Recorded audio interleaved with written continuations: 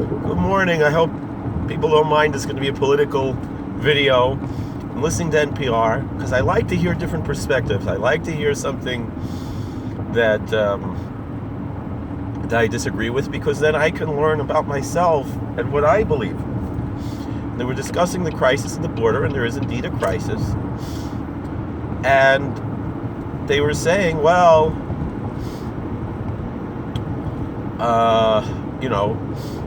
it was Lulu Gassara, I think her name is. She was asking someone who's a lawyer for people who are coming over illegally. And she said, why is it so hard? I mean, she asked the right question. Why is it so hard for these people to come in legally at a port of entry, like everybody else? Wait in line and do what you're supposed to do, and not play these games. See what this lawyer answered? She said, "Oh, that's what they always say. There's not in the old days they said there's not enough room for the Irish, and not enough room for the Italians, and not enough room for the Jews. We can't take that many." And it's the same thing happening now. No, it isn't. That's not what's happening now. President Trump said, "I want to bring in more immigrants than ever before, but legal immigrants." And it's not, but just come in legally. And he just deflected the question. It was a good question, and the question that needs to be answered. Instead of answering the question, he said, "If you dare ask that question, you're a racist." No, that's not what's happening here. We're not saying you cannot come in. We're saying come in through a port of entry.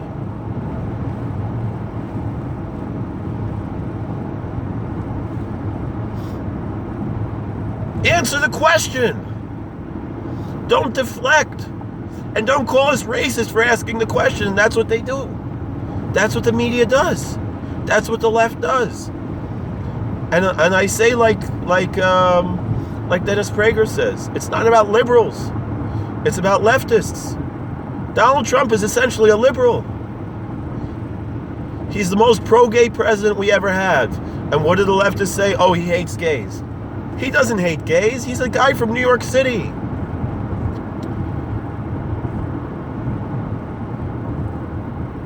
They say, he's against immigrants. These people aren't immigrants. They're coming in illegally. They say, oh, they're what do you call it? They're refugees. If you're a refugee, you're supposed to go to the first country you come to. So Mexico should take them if they're refugees. Once they get refugee status in Mexico and then they want to immigrate to the United States, beautiful, come in. It's a land of opportunity, but come in legally. Why is it that the left wants these people to come in like this? They don't want them to come legally. They want them to come illegally. Why? Because the Democrat Party learn history. The Democrat Party is the party of slavery, of Jim Crow, of segregation, of identity politics, of caring more about the color of your skin than your individual worth as a human being. Being able to put you in groups so they have voting blocks. That's one part of it. But there's more to it. And what is it? Because they want people to be poor, so they're dependent on welfare, so they'll vote Democrat. That's what the Democrats want. So what are they doing? They want to raise the minimum wage. This way it's harder for people to have work, so there are more poor people who are dependent on them, so they'll vote Democrat. Now, with that said, less people working, they need people to get the work done. So they're going to pay these people who are here illegally, under the table, less than minimum wage. They talk about justice, social justice. This isn't social justice. This is the opposite of social justice. The idea of true social justice is a biblical concept. Tzedakah in Judaism means righteousness, and colloquially it means charity. But we don't call it charity, we call it justice. It's the same thing as in Islam. They call it zakat, or sometimes tzedakah. It's the same word. But true tzedek, true justice, including social justice, there is a biblical concept of social justice. The left cloaks themselves in this terminology, but there's two problems with it. One is true social justice in a country like America that has religious liberty.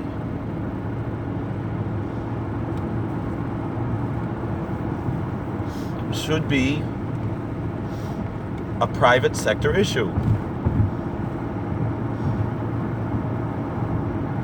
When the left tries to force social justice through government, what they're doing is violating the separation of church and state that they always talk about, which I understand. It's not in the Constitution. The separation of church and state has been interpreted that way by the Supreme Court in 1947, 48, thereabout. I don't remember exactly when it was. That was really because the KKK wanted to discriminate against Catholics. And they brought a case that went to the Supreme Court against the state of New Jersey for giving buses to Catholic schools. And the Supreme Court said that they recognize that the separation of church and state applies on the state and local level, which it never did. That's the bigger issue, is that separation of church and state was specifically, historically, and originally a federal issue. That's why Thomas Jefferson, who wrote those words about the wall of separation of church and state, which means to separate the churches from the state, not to separate the state from the churches.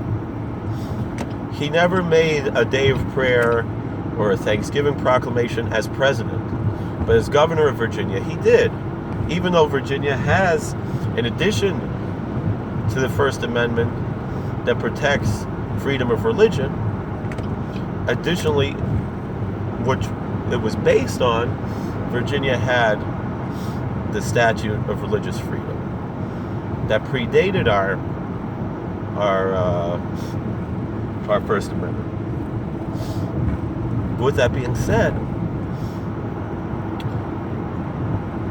Governor Jefferson recognized that the state is allowed to engage in religious, when I say state, meaning what we have now 50 states, what they had then 13 states, the states were allowed to engage in religious activities, and as far as he was concerned, the federal government was not allowed to.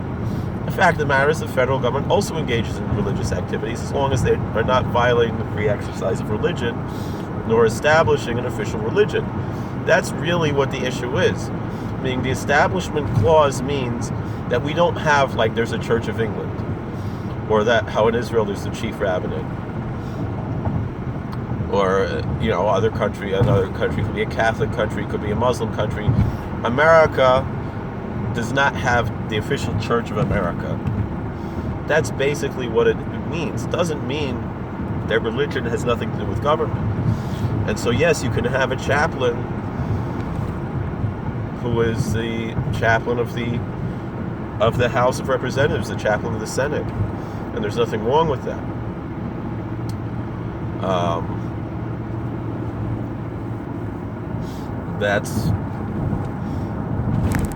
Why? Because the chaplain doesn't have to be from a particular denomination. The chaplain could come from any denomination, and in addition to that, they have guest chaplains, which come from all kinds of denominations, to deliver an opening prayer or something like that in the House or in the Senate.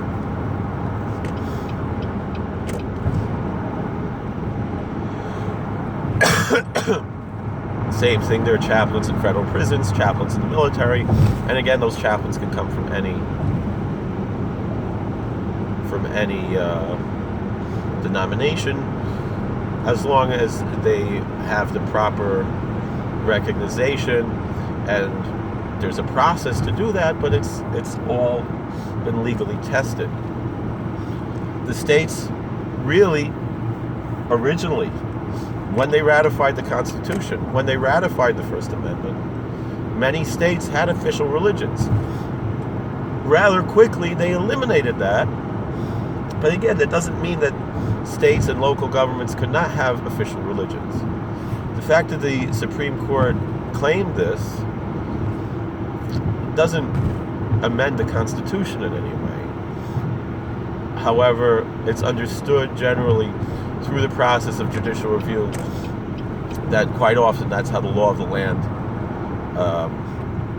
develops. It's not really proper, but that's neither here nor there, because there's not much we can do about that. I don't know how I got to this point, talking about immigration, but basically, there's nothing wrong with, nobody says, you guys from Guatemala aren't welcome here. No, there's nobody saying that today. I mean, are there maybe 5 people who say that? Yeah. Are there some crazy people who say that? But when I say nobody, I'm saying it's a miuchein and motzei. It's such a small amount of people that they're insignificant, that they could not sway an election. But the thing is, back to what I was saying, essentially, although it's not real slavery, they do pay these illegal workers, but they're able to pay them under the table, less than minimum wage, and avoid all kinds of things. It's essentially in the spirit of slavery, because that is the spirit of the Democrat Party. Is the spirit of slavery, the spirit of Jim Crow, the spirit of identity politics, of dividing us into groups instead of recognizing us as individuals. That's the difference between the Democratic Party and the Republican Party. Now, are there people who have this ideology who vote Republican? Yes. They might even be registered Republican. Someone brought up, although I didn't look it up, I'm pretty sure that David Duke is not registered as a Republican. I could be wrong. It doesn't matter. I'm pretty sure he's with the, what's the name of that party? The one, the Reform Party, I thought is where he was. He was a Democrat for a long time. The fact that he runs, that if he at some time was a Republican, ran as a Republican, isn't significant. Just like my good friend, Pascal Bennett, who's a big Oskin in Brooklyn, he was noting that one of the problems that we have in Brooklyn is that a lot of Orthodox Jews are registered as Republicans. We are registered as Republicans because we identify with the values of the Republican Party. However, he notes that it would be advantageous for Orthodox Jews to register in New York as Democrats. Why? Because so many of the local elections are decided at the primary level, and there's no chance on the general election for a Republican to win. So therefore, the essentially the primaries are the general elections. That being said, the primaries are closed primaries in New York. So if you're registered as a Republican, you cannot vote in the Democrat primary, and essentially you're shut out of the democratic process.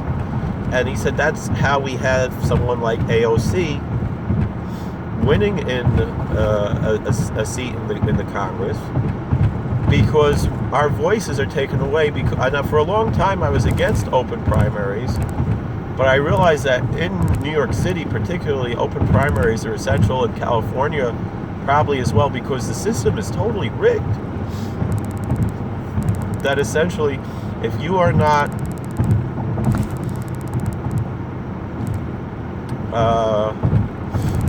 registered as a Democrat, and he said, of course, in the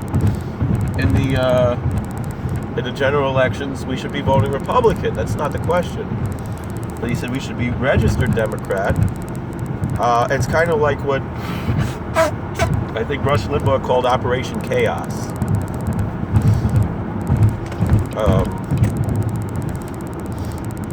the same thing. If you're registered as a Democrat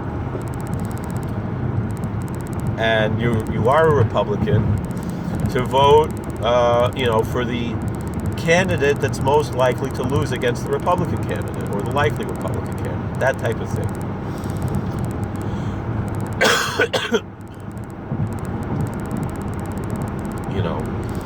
Like, for example,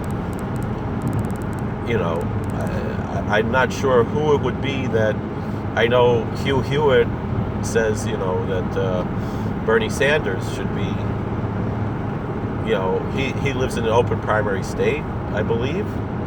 I know Virginia is an open primary state. I believe that's where he votes. And Virginia is an open primary state. You can pick, one party where you're going to vote. And he says he's going to vote in the primary for Bernie Sanders because that's the one who's most likely to win the primary, that's most likely to lose against Donald Trump. So that's, so with that being said, it's the same type of thing with someone who's essentially a Democrat in his ideology, like David Duke, running as a Republican. It's Operation Chaos. They do the same thing. So, and we've had certain, racist elements who have creeped into the Republican primaries and so forth, and these people are essentially Democrats in their ideology.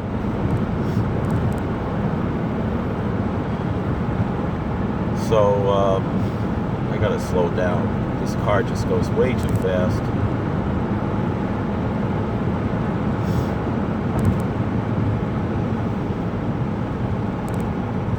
After I pass this car, I'll slow down. So anyway,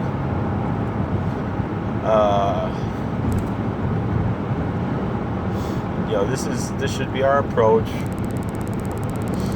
We have to. And why is it important to protect the border? Why do we have to know who's coming across? Why do we have to apprehend people who cross the border illegally? Is it because we hate them? No. It's because, I would say even 99% of these people are good people who just want a better life. And even living essentially as slaves to the Democrats is a better life than maybe the life that they might have in El Salvador or Guatemala. Beautiful. Come in. But come in legally. We have to know who you are. Why? Because among those, the 99% who are good, there's that 1 or 2 or 5 or 10%, whatever it is, we don't know. Some of them are drug dealers. Some of them are human traffickers. Some of them are gang members who are also drug dealers and human traffickers. Some of them are terrorists. There are Al-Qaeda people who sneak in.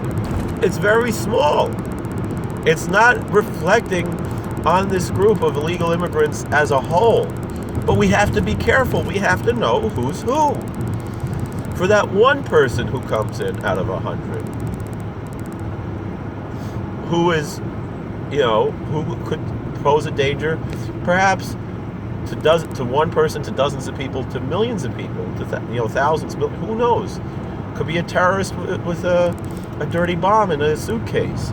You don't know who's coming across. This is why we need to protect the border. It's not racist. It's not against the good people who are coming through. But like President Trump said, there are some bad hombres out there. He didn't mean that in a racist sense. But they're there. It's not the majority. It's not even a large minority of those who are coming over. But even one, how many people did it take to do 9/11? It was like less than a dozen people, right? Yes, I know they were here legally and so forth, but, don't become complacent. There's a balance there.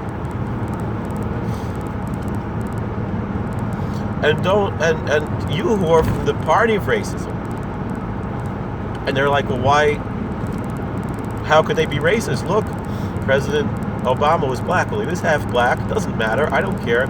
We're talking about individuals. But the thing is his ideology was racist just the same. Meaning just like there's the white separatists, there's the black separatists. And I can understand that, people want to maintain a certain culture and not lose their culture and things like that. I'm from a culture like that as well. And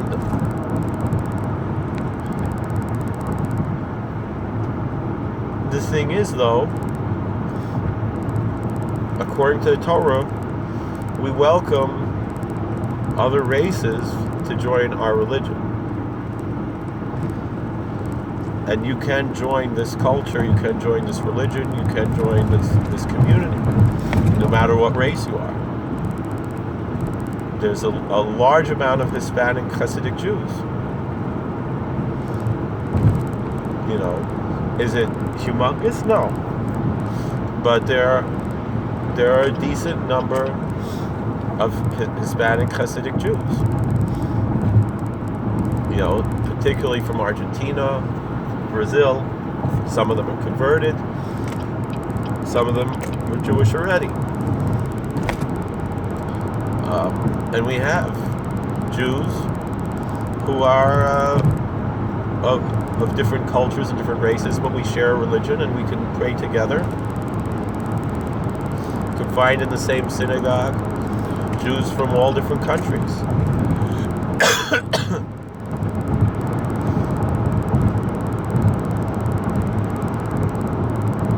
It's not a racist issue. You'll have these conspiracy theorists who say things like, the Jews, they want to mix all the races, but they don't mix their own race. And I don't care about mixing races, not mixing races. I care about individuals. This whole idea of identity politics is one that's extremely, extremely based in, the old European models. I feel like saying to Democrats, if you want America to be so much like Europe, get up and move to Europe.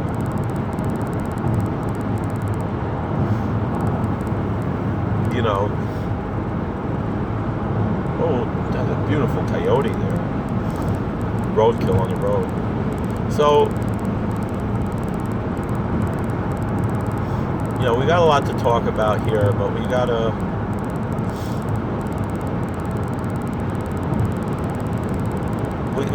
to find a balance here. And it's not about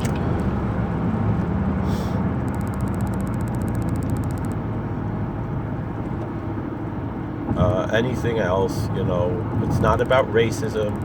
It's not, it's the Democrats who are the identity politics people. They are the racists. They want to keep these groups separate so they can be reliable voting blocks. That's what it's all about. And they want to breed poverty.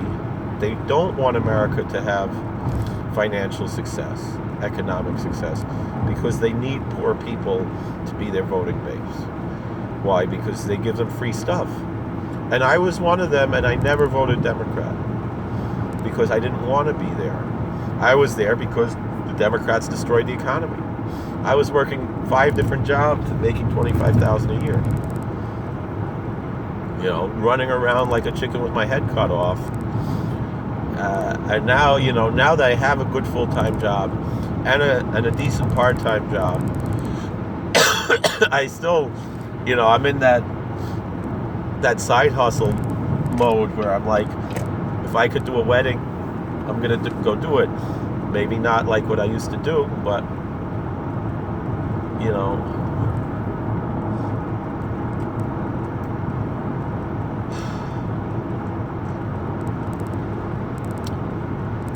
So I know there's a lot going on.